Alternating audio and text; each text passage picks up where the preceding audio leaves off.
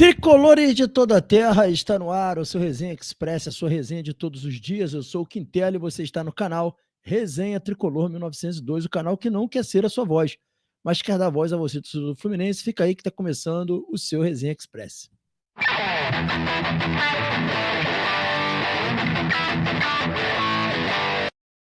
É isso aí, galera. Agora, em definitivo, o Resenha Express chegando e pedindo a vocês aí o carinho, a moral de não esquecer de se inscrever no canal, ativar o sininho de notificações e deixar o like. Fazendo isso, você diz que esse conteúdo é importante e nos ajuda a crescer. Quem puder também dar um hype nesse vídeo, basta puxar o comentário para o lado e clicar no hype. Tem o hype gratuito, já ajuda muito a gente. Tá bom, galera? Vamos lá, galera. Vamos falar então aí de notícias do Fluminense, sem enrolação, indo direto ao ponto. E a gente vai tratar de um assunto aqui, um assunto de muita relevância, a gente entende aqui, que trata de Fábio, né? O Fábio, ele tá chegando muito próximo de bater recordes históricos. Já bateu alguns, na verdade, né? Mas está muito próximo de bater recordes históricos ainda nesse Mundial. Pode acontecer até mesmo nesse Mundial os recordes históricos que o Fábio tem a bater. E o goleiro Fábio, cara, além de uma personalidade muito maneira e de um caráter ilibado, ele realmente é um cara muito fora de série em todos os aspectos. Ó, ele deu uma entrevista ao GE e, e falou uma coisa muito maneira. Olha o que ele disse: treino melhor hoje do que quando jovem. É isso mesmo, ele está dizendo que ele treina melhor hoje do que quando jovem. Ontem aqui no canal, não sei se todo mundo assistiu aqui, a gente trouxe o Edinho, né? Ídolo, maior zagueiro da história do Fluminense, esteve aqui com a gente trouxe o Edinho aqui. E, cara, o Edinho falou muito sobre profissionalismo, sobre como ele era um jogador que repetia, fazia treinos de repetição, se dedicava para além dos jogos, né? Era o último a sair do treino, quanto ele era preocupado em tentar ser o melhor sempre. E você vê um cara como o Fábio, e você vê essa declaração do Edinho, você entende por que os feras, os cobras são os cobras. Né? E por que eles são longevos, mais do que isso? Né? Porque tem um cara que joga muito, mas não é longevo. O Ronaldinho Gaúcho é um exemplo, o Adriano é outro exemplo, a gente tem vários jogadores assim. Mas o Fábio é longevo por conta disso daí. Vamos ver aqui o que ele falou, a gente não vai executar aqui a entrevista, porque senão a gente pode tomar aí um ban, né? Mas a matéria fala o seguinte, ó, perto da estreia da Copa do Mundo de Clubes, o goleiro Fábio também está próximo de um recorde histórico, se tornar o jogador com mais jogos disputados no Mundial. Olha isso. O Fábio pode se tornar o jogador com mais jogos disputados no Mundial. Faltam 16. E ele não esconde a ansiedade. Nos Estados Unidos, o goleiro de 44 anos falou ao GE sobre a expectativa. Admitiu ansiedade e lembrou do início da carreira. Aí ele vem falando aqui, ó, comecei a jogar muito novo, tinha 18 anos quando estava no sub-20. Mesclava viagens, jogos no profissional com União Bandeirante. Nem lembro quantos jogos foram. Minha mentalidade naquela época era muito parecida com a atual. Pensava em aproveitar a oportunidade, mas nunca pensei que eu poderia chegar onde eu poderia chegar, falou ele. Aí ele fala que assim, ó, me analiso bastante. Isso que me faz poder jogar mais tempo. E não pode estacionar no que eu já tinha vivido. Sempre me analiso no que eu era antes e como jogo hoje. Hoje sou muito melhor, por isso me pega a questão da idade. Treino com muito mais intensidade do que quando jovens. Os goleiros jovens também me ajudam bastante, está falando ele aqui. Ó, o recordista até então é o goleiro inglês Peter Shilton, aposentado. De acordo com o Guinness World Records, que chegou a premiar o goleiro no seu site oficial, e o IFFHS, o maior instituto de registro estatístico do futebol, ele tem 1.390 partidas oficiais. Aí vem falando, curiosamente, os números do Fábio não são os que mais dão trabalho para serem confirmados. Por Fluminense, Cruzeiro e Vasco é simples encontrar. O problema está no Atlético Paranaense, que informou que o goleiro nunca jogou profissional pelo clube, e no União Bandeirante, que fechou as portas. Assim, o GE entrou em contato com o Fluminense, que informou que fez uma checagem de dados e concluiu que, neste momento, o Fábio tem 1.364 jogos na carreira. Ou seja, se ele tem 1.364 jogos, ele está aí a 16 jogos de alcançar o Peter Shilton, tá? 16 jogos. Aí vem falando, o Fábio também descarta a aposentadoria próxima. de contrato renovado seguirá no Fluminense, ao menos até o final de 26. E é difícil encontrar quem acredite que ele vai cair de rendimento até lá. Para o goleiro, sua longevidade é uma forma de responder a quem tentou aposentá-lo após a saída do Cruzeiro em 21. Aí ele fala, ó, muitos já colocavam fim na minha carreira várias vezes, já colocaram. A última vez foi em 22, quando eu saí do Cruzeiro. Muitos achavam que eu era uma página virada. Eu tinha certeza que minha carreira não ia acabar. E tenho certeza que foi a mão de Deus direcionando as mãos certas para eu estar no Fluminense. Queria ter oportunidade de jogar e mostrar que tenho condição. Ir contra todos que falavam que eu ia me aposentar. Não me deram crédito, mas Deus conhece meu coração, tá falando dele aqui. Isso é uma outra coisa também, né? Eu lembro que quando o Romário estava já com a idade avançada, ficava um monte de gente falando pro Romário que ele tinha que se aposentar, que era uma vergonha, que não sei o quê. Até o Pelé chegou dizendo que o Romário tinha que se aposentar, e o Romário deu uma baita de uma resposta muito justa pro Pelé, que ele falou que assim, porra, o que o Pelé tem que falar que eu tenho que me aposentar? Porra, eu me aposento quando eu quiser. Aí ele falou, né, aquela histórica frase que Pelé calado era um poeta. Né? E realmente, ele tinha razão. Ele tem que saber quando ele vai se aposentar. Ninguém tem que dizer para ele que ele tem que se aposentar.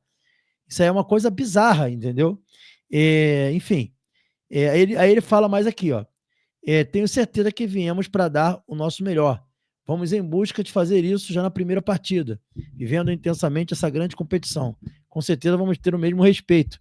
Vamos mostrar dentro de campo que podemos almejar grandes coisas. Não adianta a gente falar que queremos isso ou aquilo. Temos que demonstrar nos treinamentos que todos têm condição de jogar em alto nível, vai ter que ser mostrado aqui.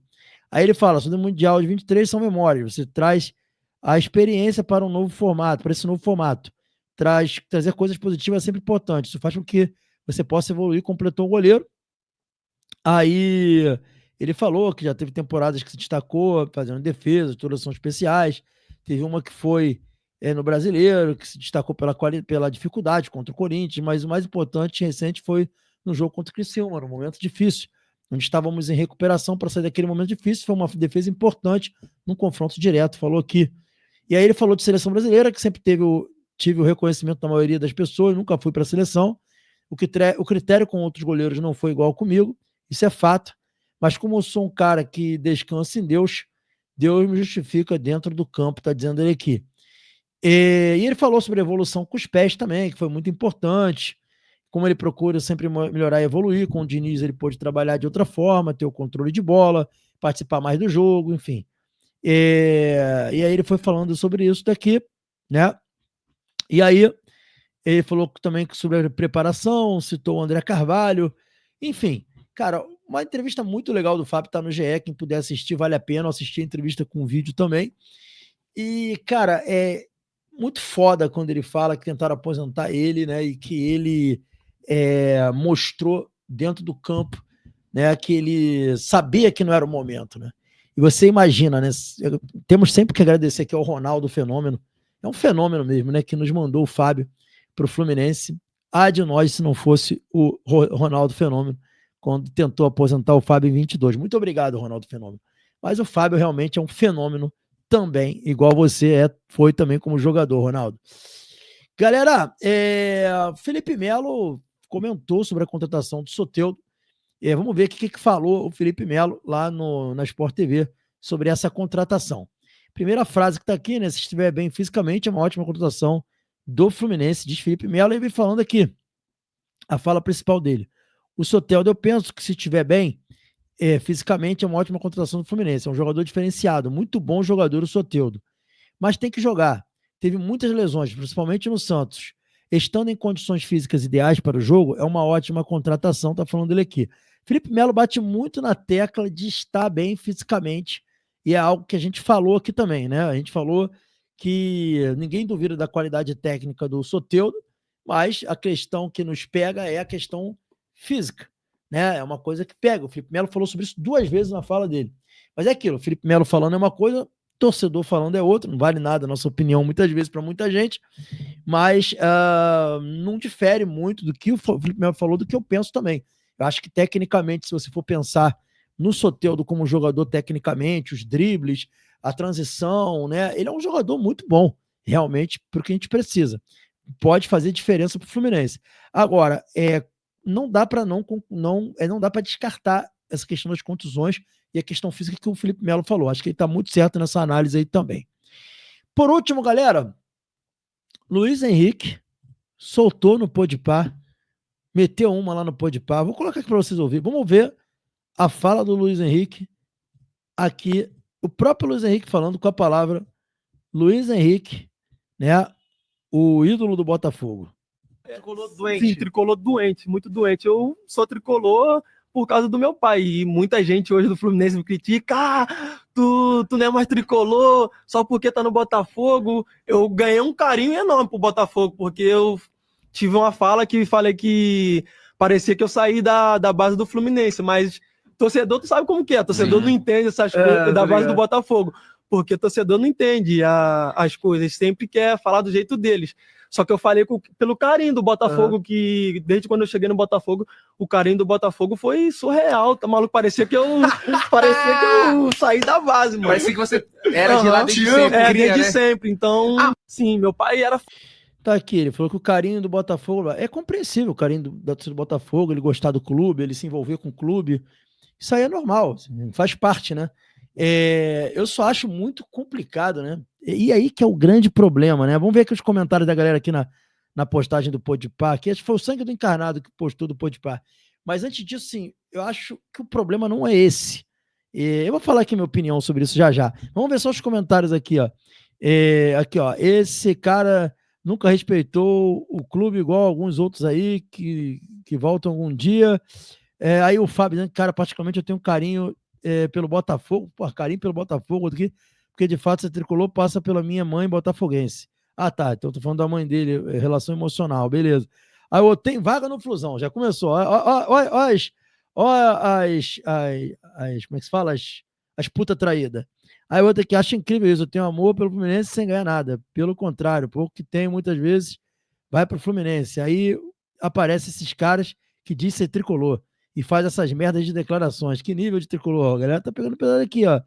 O outro botou nem pela porta do fundo, esse daí, planta verde, pra colher rápido, tá falando aqui assim, ó. Enfim, a galera tá falando várias coisas aqui, um dizendo que obrigado, lamentando aqui, agradecendo ao Mário, outro chamando de vagabundo, outro diz que tá perdoado, o outro só volta e joga.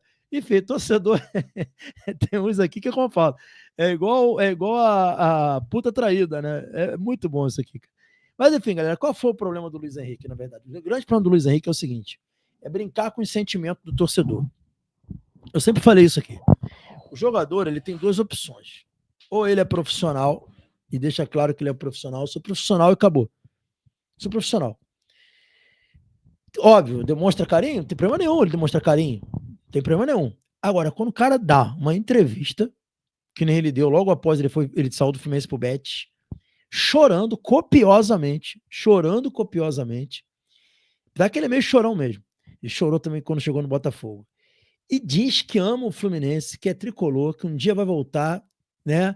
Que, porra, o Fluminense é a vida dele. Ele falou isso na entrevista chorando, vocês vão lembrar disso. Só botar aí, deve ter na internet aí, pode botar. E aí ele dá uma entrevista para um podcast dizendo que não jogaria. Pergunta, você jogaria no Flamengo? Ele fala, não, jamais. Porra, sou Flusão, não jogaria no rival. Beleza. E aí vem a procura do Flamengo e a procura do Botafogo. Eu tenho informações que eu dei na época, e reafirmo as informações que eu dei aqui, que ele queria ir pro Flamengo. Ele não queria ir pro Botafogo, ele queria ir pro Flamengo, tá? Informação que eu tenho que na época que ele queria ir pro Flamengo.